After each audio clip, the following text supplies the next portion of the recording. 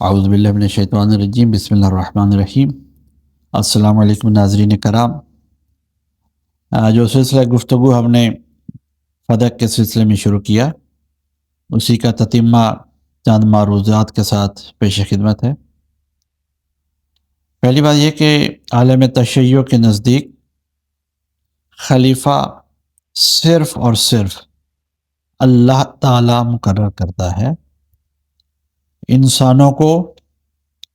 جنتا کو، جمہوریت کو، کل کائنات کی مخلوق جمع ہو جائے تو انسانوں کو یہ اختیار حاصل نہیں ہے کہ اپنے لیے خلیفہ، امام، نبی اللہ کی طرف سے منصوص کسی عہدے کے لیے کوئی شخصیت خود چن لیں، کیونکہ عہدہ اللہ کی طرف سے ہے اور مقصد ہدایت پہنچانا ہے، مقصد حکومت قائم رکھنا نہیں ہے۔ کیونکہ اگر صرف مقصد حکومت قائم کرنا ہو تو زمین پہ کئی لوگوں نے اپنی حکومتیں قائم کی، بڑے بڑے کامیاب حکمران آئے، آج بھی موجود ہیں، لیکن ان کو اللہ کی تائید حاصل نہیں ہوتی۔ اللہ کی تائید اللہ کے نمائندے کو ہی حاصل ہوتی ہے، اور کہیں اللہ انہیں ظاہری اقتدار دیتا ہے، کہیں نہیں دیتا، لیکن اللہ کی نظر میں قابل اطاعت وہی رہتے ہیں، چاہے وہ ظاہری اقتدار میں ہوں یا نہ ہوں۔ اللہ کی نظر میں قابل اطاعت یوسف اس وقت بھی تھے جب وہ زندان میں تھے،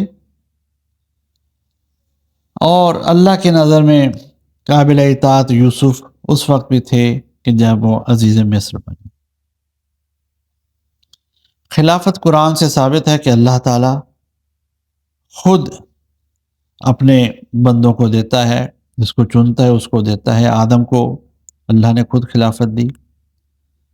جناب داؤد علیہ السلام کو اللہ نے خود خلافت دی۔ لوگوں کی پسند ناپسند پہ اللہ تعالیٰ اپنا فیصلہ تبدیل نہیں کرتا۔ طالوت لوگوں کو پسند نہیں تھا،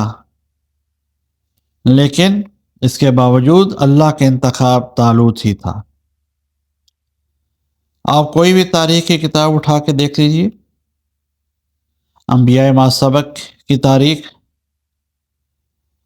یہود و نصارہ کی لکھی ہوئی تاریخ، مسلمانوں کی لکھی ہوئی تاریخ، کسی کی بھی لکھی ہوئی، کسی نبی کا وصی و جانشین خلیفہ کسی امت میں مسلمانوں سے پہلے کبھی کسی قوم نے خود نہیں چنا، نہ ہی کبھی کسی قوم کو یہ اختیار رہا۔ اللہ نے جہاں بھی مثال دی اس میں یہی ثابت ہوتا ہے کہ اللہ نے مقرر کیا۔ جناب موسیٰ علیہ السلام چند دنوں کے لیے گئے تو ہارون کو اللہ کے امر سے مقرر کر کے گئے، اور ہارون بھی وہ کہ جو صرف جناب موسیٰ علیہ السلام کے بھائی بندے نہیں، ان کے عزیز نہیں، بلکہ اللہ کے نبی بھی ہیں۔ اس لیے یہ سمجھنا کہ جب رسول اللہ صلی اللہ علیہ وسلم دنیا سے گئے تو امت کے پاس خود اختیار تھا کہ کسی کو خلیفہ چن لے، ایسا ہرگز نہیں ہے۔ اسی لیے تشیع پچھلے 1400 سال سے دو بنیادی اختلافات لے کے کھڑا ہے۔ ہم دو بنیادی اختلافات پہ قائم ہیں، ایک فدق اور دوسرا خلافت و ولایت امیر المومنین علیہ السلام۔ اگر ہم صرف معاشرتی اخلاق یا پارلیمانی زبان سمجھتے ہوئے کسی کو خلیفہ کہہ دیں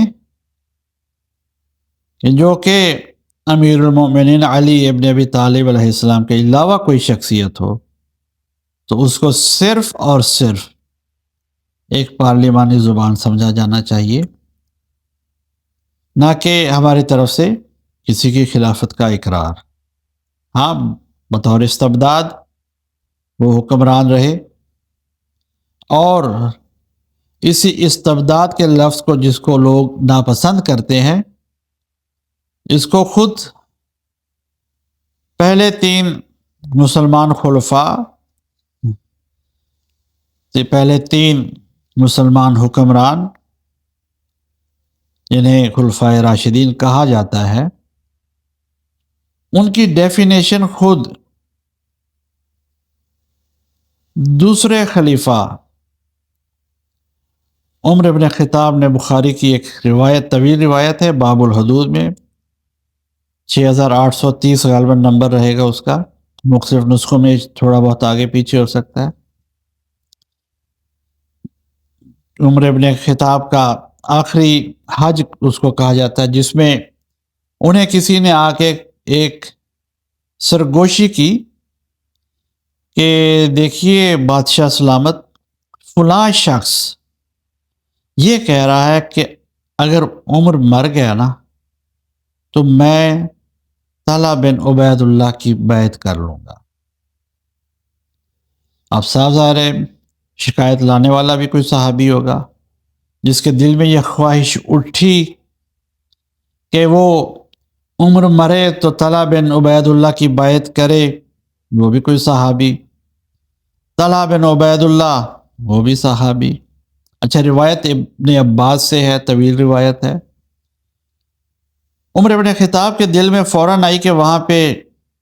ایک شعلہ بیان تقریر کرے مکہ میں ہی اور لوگوں کو اس کے بارے میں تنبیہ کریں۔ تو ان کے ساتھیوں نے جو انہیں مشورہ دیا، یہ بخاری شریف کے الفاظ ہیں، شریف اس موقع پہ تو مان ہی لیجیے کہ انہوں نے لکھا کہ ان کے مشیروں نے ان کو یہ مشورہ دیا کہ بادشاہ سلامت، یہاں پہ بہت زیادہ رش ہے، طرح طرح کے لوگ آئے ہوئے ہیں، اور ان میں کچھ ایسے بھی ہوں گے جو دیندار نہیں ہوں گے، حج کا موقع ہے، آپ یہاں پہ بات مت کیجیے، آپ مدینے میں جا کے یہ بات وہاں پہ یہ تقریر کیجیے گا۔ انہوں نے یہ مشورہ مان لیا۔ بنیادی طور پہ اگر اس چیز کا تجزیہ کیا جائے تو انہیں یہ خوف لاحق کیا گیا کہ مدینے میں آپ کا غلبہ اقتدار ہے، مدینے میں آپ کا دبدبہ ہے، مدینے کے لوگ آپ سے ڈرتے ہیں، یہاں بات آئی گئی ہو کے ختم ہو جائے گی۔ لیکن اگر آپ نے بات چھیڑ دی تو پھر یہ آئی گئی بات نہیں رہے گی، ہو سکتا ہے ارد گرد کے آئے ہوئے لوگ اس کے اوپر اپنا رد عمل ظاہر کریں، کیونکہ غدیر کی خبر اطراف عالم میں جہاں جہاں مسلمان تھے وہاں پہنچی ہوئی تھی، اور اگر کسی نے اس بات کو چھیڑ دیا تو ہو سکتا ہے کسی بھی حوالے سے آپ کے خلاف یہاں پہ غدر ہو جائے۔ لہذا بہتر یہی ہے کہ یہاں خاموشی رکھیے، آپ کو کوئی چھیڑ نہیں رہا، آپ مت چھیڑیے کسی کو۔ ہاں، جن لوگوں کو دبانا ہے، جنہوں نے یہ بات کی ہے، ان کے لیے آپ مدینے میں جا کے بات کیجیے۔ مدینے میں جا کے انہوں نے ایک بڑی دھواں دار تقریر کی، شعلہ بیان تقریر کی، باب حدود کی حوالے سے گفتگو شروع کی، اور اس میں انہوں نے جو لفظ بیان فرمائے وہی لفظ منوان آپ کی خدمت میں عرض کر رہا ہوں۔ آپ کو جس کو وہ حوالہ نہ ملے ہمیں کمنٹس میں لکھ سکتا ہے، ہم انشاءاللہ حوالہ بھی بھیج دیں گے، اسکرین شاٹ تک بھیجا جا سکتا ہے۔ اور آج کل تو میڈیا کا دور ہے، سوشل میڈیا کا دور ہے، ایپس ہیں اسلام 360 میں، آپ جائیے اس پہ بھی آپ کو یہ روایت مل جائے گی۔ تو اس میں انہوں نے یہ کہا کہ دیکھو، جو لوگ یہ کہتے پھر رہے ہیں کہ فلاں فلاں کی بیعت کر لے گا اور اچانک بیعت کر لے گا، تو یہ اچانک بیعت کا والا معاملہ بالکل غلط ہے۔ جو میرے پیش رو ابو بکر کی جو بیعت ہوئی تھی وہ ایک اچانک ہونے والا، رونما ہونے والا واقعہ تھا، ایک حادثہ تھا۔ جو لفظ عربی زبان کا اس میں استعمال کیا گیا وہ فلتتن، وہ ایک ایسی اچانک رونما ہونے والی صورتحال تھی جسے یوں کہیے کہ ایک ناگہاں واقعہ ہو گیا، اور پھر فرمایا کہ یہ تو اللہ نے بھلا فرمایا کہ اس کے شر سے مسلمانوں کو محفوظ رکھ لیا. اب جو یہ کرے گا اس کی گردن بھی اڑا دی جائے گی اور جس کی بیعت کرے گا اس کی گردن بھی اڑا دی جائے گی. تو ناظرین کرام، ہم چاہتے تھے کچھ اور اس کے اندر گفتگو کریں، لیکن بس جلدی سے ایک چیز اور پھر انشاءاللہ اگلی ویڈیو میں آپ کے پاس حاضر ہوں گے. اس میں آپ نے دیکھ لیا کہ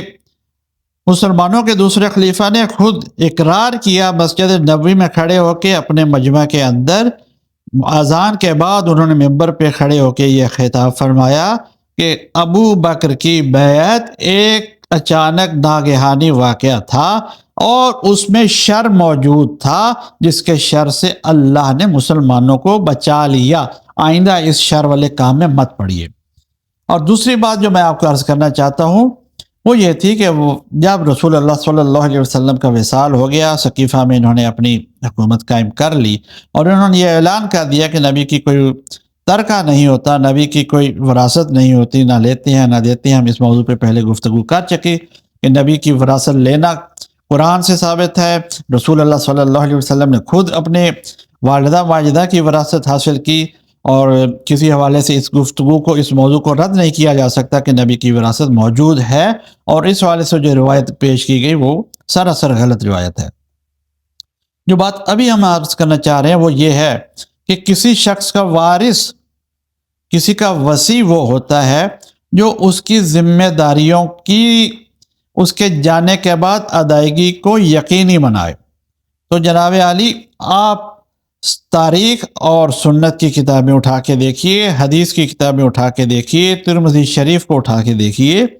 اس میں روایت موجود ہے مختلف حوالوں سے مختلف کتابوں میں، لیکن ترمذی کی روایت کم از کم کے اوپر ہم استدلال کرتے ہیں.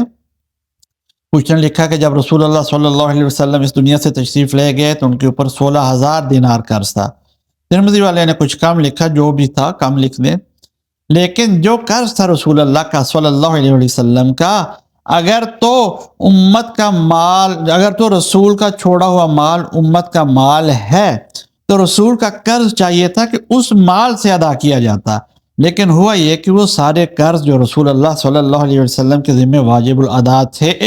اور وہ گھر کی ضرورت کے لیے کچھ قرض لیا تھا رسول اللہ نے ایک یہودی کے ہاں اپنی زرہ کو رکھوا کے، اس کی گارنٹی کے اوپر رسول اللہ نے کچھ پیسے لیے تھے.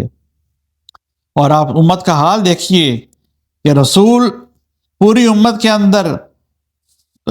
مال غنیمت بانٹ رہے ہیں، لیکن رسول کو ضرورت پڑی ہے تو قرض لینے کے لیے یہودی کے پاس اپنی زرہ گروی رکھوانا پڑی. تو بہر تو رسول اللہ کے اس قرض کو ان کے وصال کے بعد جناب امیر المومنین علی ابن ابی طالب کے سوا کسی نے ادا نہ کیا.